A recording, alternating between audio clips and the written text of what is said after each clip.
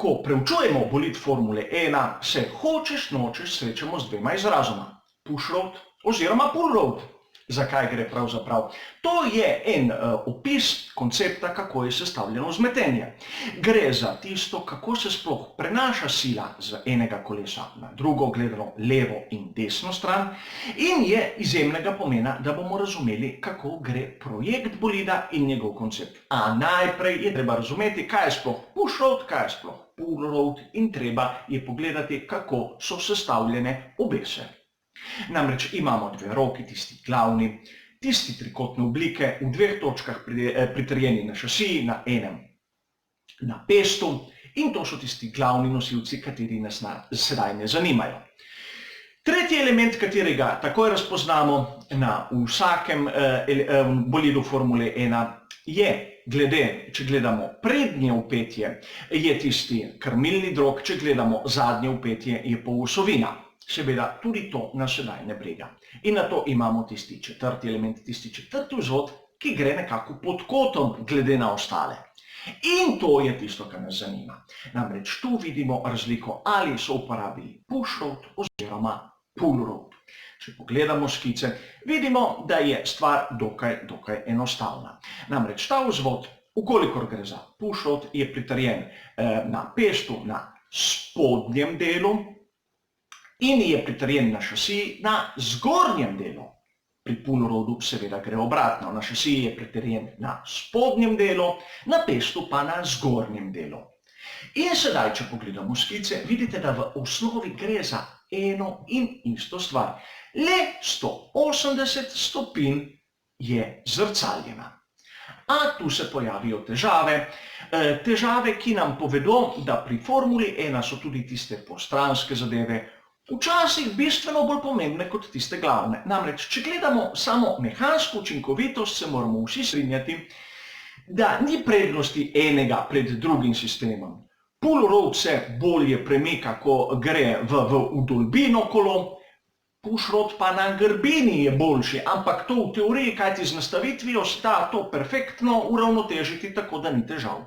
A imamo določene prednosti, ki so situacijo postavile v tako luč, da je danes push road tisti koncept, kateri prevladuje v Formuli 1. Namreč, če pogledamo malce v zgodovino, leta 2000 imamo zadnja dva bolida, katera sta imela nek naraven pull road, Nardi PS1 in Arrows A20. Šlo je za bolida, katera sta imela relativno nizek nos in bilo je ogromno prostora, da so si to lahko privoščili. A o tem malce bolj podrobno kasneje. Renesanso je pull road doživel leta 2009 in zanimivo je na zadnjem vpetjem, ne na prednjem. Namreč pri Red Bullu z bolidoma RB5 in njegovem nasledniku RB6 so imeli to rešitev zadaj in so izkoristili pravzaprav aerodinamične prednosti, ki daje ta element. Spomnimo se, to je obdobje Browna s tistim dvojnim difuzorjem in aerodinamična učinkovitost je bila bistvena. No, če pogledamo to vpetje, ki je pull road, vpeto na šasijo na spodnjem kotu in na pestu na zgornjem, vidimo, da je ta prostor med v bistvu šasijo samo in, bom rekel, nekako sredino tistega elementa sorazmerno prazen, sorazmerno čist. Ni tistega elementa, ki moti zračni tok, ki dela vrtince, in zato je tu ena prednost pull roada. Zato so ga uporabili, a ta sistem je imel prav na Red Bullu RB5 kar nekaj slabosti. Največji je ta, da je bil ta blažilec v bistvu montiran sredi menjalnika. Seveda, problem je bil tako z temperaturo, z držljivostjo, kot tudi z bilo katero nastavitvijo, da so prišli sploh do tega, so morali najmanj sneti ravno dno. Ogromno časa jim je vzelo. A aerodinamično stvar, kot smo videli, izjemno učinkovita. Če pogledamo, da je bil tisti Red Bull konkurenčen Brownu, kljub temu, da ni imel dvojnega difuzorja.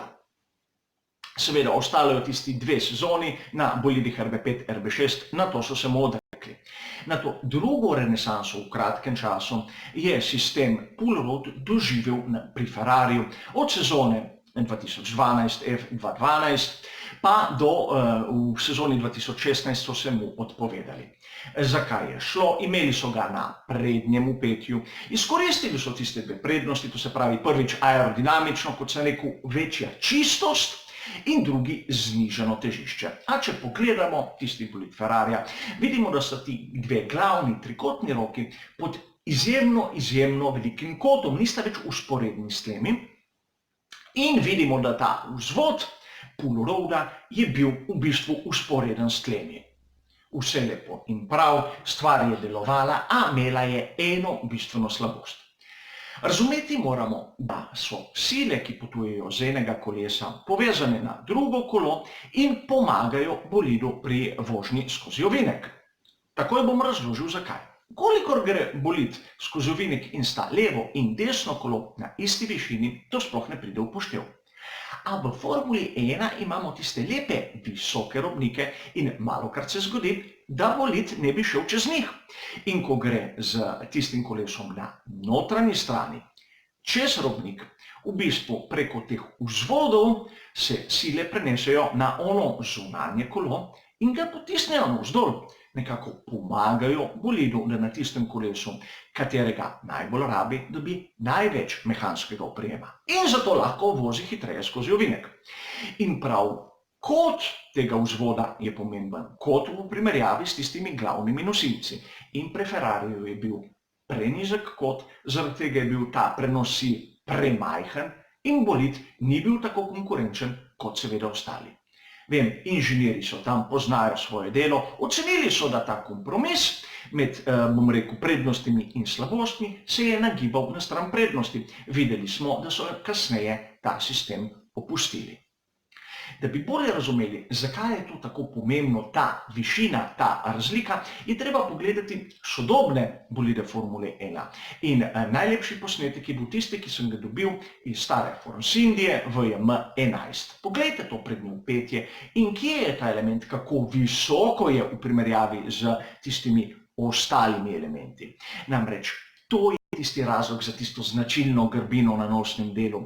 In predstavljajte si sedaj, da bi to prezrcalili za 180 stopinj navzdol, kam bi vse to seglo, kako bi to vplivalo na aerodinamiko.